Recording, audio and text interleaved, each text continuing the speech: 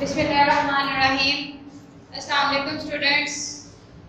आज हम क्लास 9 की बायोलॉजी जिसका चैप्टर नंबर 1 है। चैप्टर नंबर 1 का नेम है इंट्रोडक्शन टू बायोलॉजी, यानी कि बायोलॉजी का तारुफ। इंट्रोडक्शन टू बायोलॉजी, ये बायोलॉजी के तारुफ में क्या है कि बायोलॉजी का सबसे पहले आपको पता होना चाहिए बायोलॉजी का मतलब क्या है। बायोलॉजी जो है दो अल्फाज से मिलकर बना है, एक है बायो और दूसरा है लॉजी। बायो का मतलब होता है जिंदगी और लॉजी का मतलब होता है हजर तलाश करना, किसी चीज के बारे में सोचना या उसका मुतालिया करना। तो बायोलॉजी में हम क्या करते हैं, हम जिंदगी का मुतालिया करते हैं, जानदार कैसे बने हैं, किस तरह वो जमीन पर मार से वजूद में आए थे, उनकी कौन कौन सी ब्रांचेस है बायोलॉजी के कैरियर्स कौन कौन से हैं और जानदारों की ऑर्गेनाइजेशन जो है वो किस तरह से हुई है। यानी कि एक पूरा ऑर्गेनिज्म जो है वो किन किन लेवल से गुजरकर बनता है। जैसे एक बिल्डिंग है, उसको बनाने के लिए उसके डिफरेंट लेवल्स होते हैं, बिल्कुल इसी तरह जो ऑर्गेनिज्म है इनके बनने के भी डिफरेंट लेवल्स होते हैं। तो हमारी जो मेन हेडिंग है वो है levels of organisation of organisms, यानी कि जानदारों की तंजीम के दर्जात कौन कौन से हैं। इसमें से आपने पहले जो है आपको आप पढ़ चुके हैं, जिनमें आपने सब एटॉमिक एंड एटॉमिक लेवल पढ़ा है, जिसमें सब atomic particle electron proton neutron ने मिलकर एटम बनाया था। उसके बाद एटम के बाद आपने पढ़ा था मॉलिक्यूलर लेवल के एटम जो है वो मिलकर एलिमेंट्स बनाते हैं, जब बायो एलिमेंट्स मिलते हैं तो मॉलिक्यूल्स बनते हैं। देन मॉलिक्यूलर लेवल के बाद आपने ऑर्डिनरी और सेल लेवल पढ़ा था। ये मॉलिक्यूल्स आपस में असेंबल होते हैं बायोमॉलिक्यूल, तो वो ऑर्डिनरीज बनाते हैं। ऑर्डिनरी सब सेलुलर स्ट्रक्चर है और वो सारे जब मिलते हैं तो एक सेल बनता है। देन नेक्स्ट लेवल जो आपने पढ़ा था वो टिश्यूज लेवल था कि सेल जब आपस में मिलते हैं तो वो टिश्यूज बनाते हैं। इसकी एग्जांपल्स आपने प्लांट सेल और एनिमल सेल्स में पढ़ी थी। और उसके बाद टिश्यू लेवल के बाद जो आपने पढ़ा था वो था organ and organ system level कि टिश्यूज जो हैं जब आपस में मिलते हैं तो वो ऑर्गन बनाते हैं, और जब मखसूस ऑर्गन्स, जिसमें आपने स्टमक की एग्जांपल देखी थी कि ऑर्गन्स जब आपस में मिलते हैं बहुत से तो वो मिलकर ऑर्गन सिस्टम बनाते हैं। ऑर्गन सिस्टम में आपको एग्जांपल दी गई कि डाइजेस्टिव सिस्टम की और सर्कुलेटरी सिस्टम की। डाइजेस्टिव सिस्टम के पार्ट्स आपने देखे थे, उसमें ओरल कैविटी थी, stomach, small intestine, large intestine, liver, pancreas, और जब सारे मिले थे तो एक ऑर्गन सिस्टम बना था। ऑर्गन सिस्टम जो है इसके अंदर जितने भी ऑर्गन्स होते हैं आप अपना सारा काम करते हैं तो ऑर्गन सिस्टम बनता है। आज की जो हमारी नेक्स्ट हेडिंग है वो है इंडिविजुअल लेवल या ऑर्गेनिज्म लेवल भी इसको कहते हैं। इंडिविजुअल का मतलब होता है कोई भी फर्द और ऑर्गेनिज्म का मतलब होता है एक जानदार। तो पहले जितने भी आपने स्टेप्स पढ़े हैं उन सब को लेके आज हमारा इंडिविजुअल लेवल है। तो इंडिविजुअल लेवल से पहले आपने organ and organ system level पढ़ा है। तो इंडिविजुअल लेवल की डेफिनेशन यहाँ पे क्या होगी, इसकी डेफिनेशन में आएगा different organs and organ systems, कि मुख्तलिफ ऑर्गन्स और ऑर्गन सिस्टम्स असेंबल टुगेदर, जब वो मिलते हैं, जब वो इकट्ठे होते हैं, जब वो मुनज़्ज़म होते हैं तो वो मिलकर क्या बनाते हैं, एक इंडिविजुअल बनाते हैं या फिर वो एक ऑर्गेनिज्म बनाते हैं, यानी कि पूरा एक जानदार बनता है। ठीक है, अब एक पूरा जानदार जो है उस जानदार के अंदर ऑर्गन्स और ऑर्गन सिस्टम के जितने भी फंक्शंस होते हैं, उनके प्रोसेसेस होते हैं और उनकी एक्टिविटीज जो होती हैं वो सारी आपस में कोऑर्डिनेटेड होती हैं। यानी कि अगर कोई भी इंसान कोई काम करता है तो इसमें ऑर्गन ऑर्गन सिस्टम जितने भी होंगे वो सारे मिलकर काम करेंगे, वो बाकी लेवल पे काम करेंगे। इसकी एग्जांपल हम देखते हैं। एग्जांपल में है कि एक शख्स एक्सरसाइज कर रहा है, ड्यूरिंग एक्सरसाइज उसकी बॉडी के कौन कौन से हिस्से, कौन कौन से ऑर्गन्स या ऑर्गन सिस्टम इन्वॉल्व है। जस्ट करना क्या है, एक एक्सरसाइज कर रहा है इंसान, क्या सिंपल आप सीढ़ियां चढ़ने की एग्जांपल ले सकते हैं या कोई भी हैवी काम हार्ड वर्क किया जा रहा है। एक्सरसाइज आप लोग करते होंगे, आपको पता है इसके अंदर मसल्स इन्वॉल्व होते हैं। एक्सरसाइज के दौरान ब्रीदिंग रेट या रेस्पिरेशन जो है वो भी तेज हो जाती है और हार्ट बीट, हमारी दिल की धड़कन भी तेज हो जाती है। इसको एक्सपीरियंस करने के लिए जस्ट आपके घर स्टेयर्स होंगी, सीढ़ियां होंगी, अगर इनके ऊपर चढ़े आप 2 या 4 चक्कर जो है बगैर रुके लगाएं तो क्या होगा। सबसे पहले तो आपको लेग्स की मूवमेंट चाहिए होगी। लेग्स की मूवमेंट कैसे होगी, लेग्स के अंदर मसल्स होते हैं, जब तक आपके मसल्स मूव नहीं करेंगे, जब तक मसल्स की हरकत नहीं होगी तब तक आप सीढ़ियां चढ़ने के काबिल नहीं हो सकते।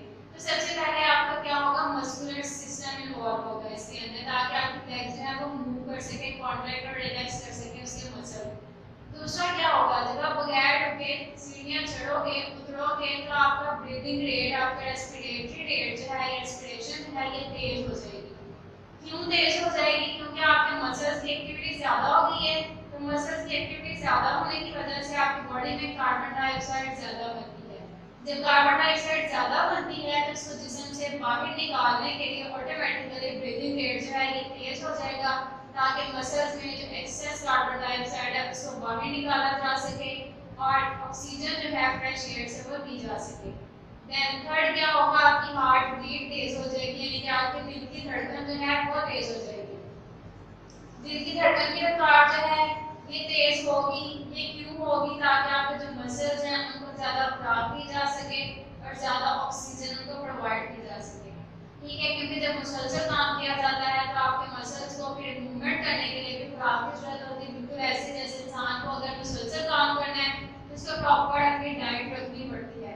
तो जस्ट हम एक काम कर रहे हैं कि एक्सरसाइज कर रहे हैं, सिंपल सीढ़ियाँ चढ़ना। हमारे नजर में सीढ़ियाँ चढ़ना कोई इतना मुश्किल काम नहीं है, बिल्कुल सिंपल है।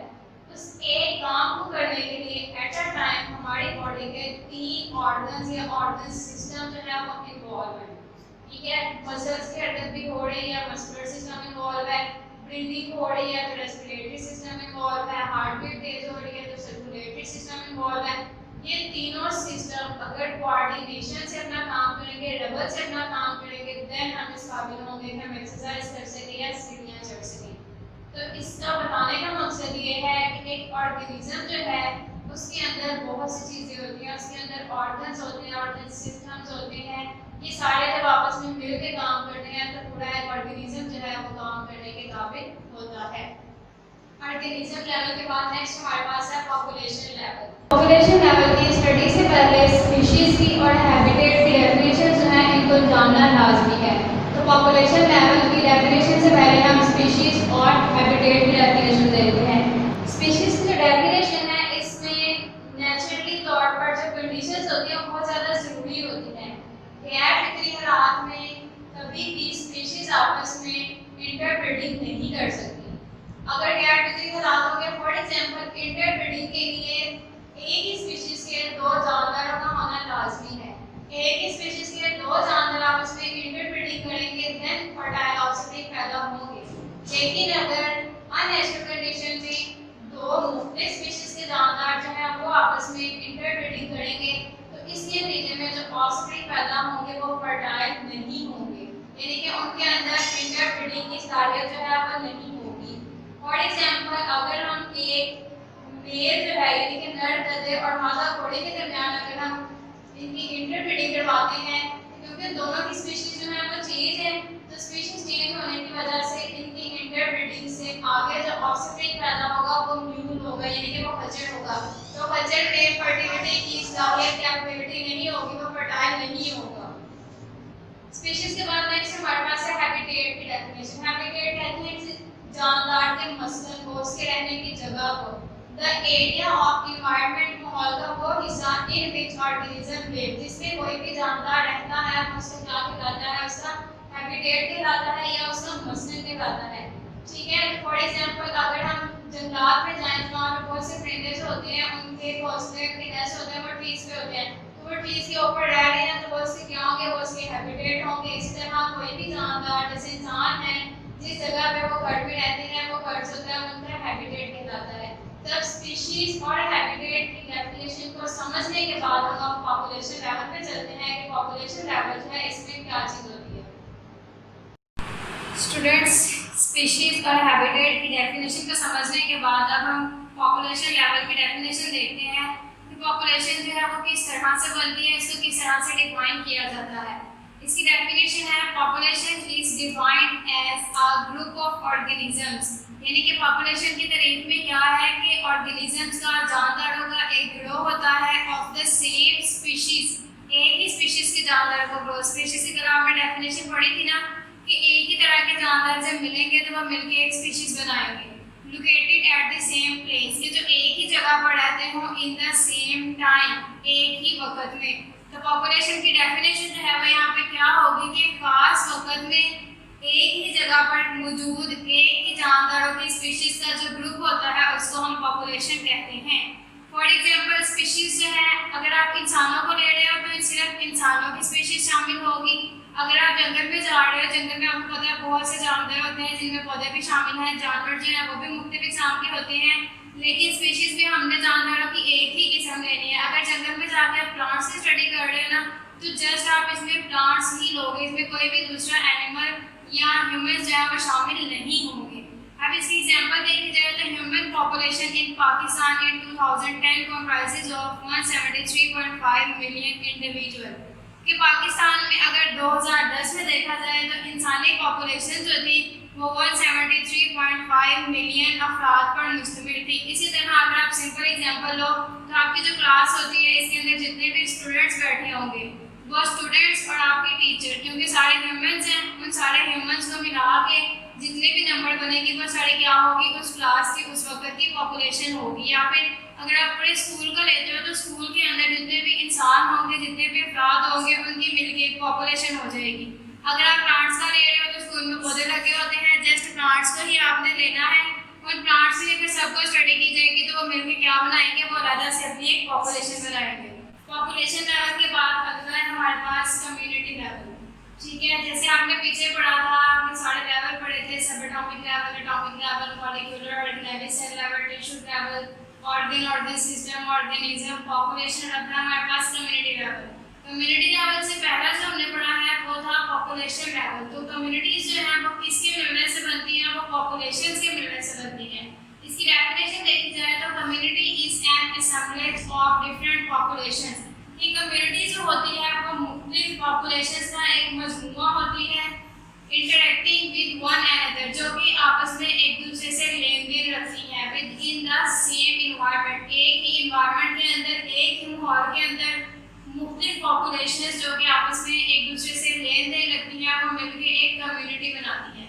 ठीक है, पहले आपने पॉपुलेशन में पढ़ा था कि एक ही तरह की स्पीशीज होती है, यानी कि अगर सिर्फ इंसान शामिल है तो सिर्फ और सिर्फ इंसान लेंगे, अगर पौधे शामिल हैं तो सिर्फ और सिर्फ पौधे लेंगे। जबकि कम्युनिटीज में क्या है, अब डिफरेंट पॉपुलेशंस है, यानी कि मुख्तलिफ पॉपुलेशंस हैं वो आपस में मिलेंगी तो कम्युनिटी बनेगी।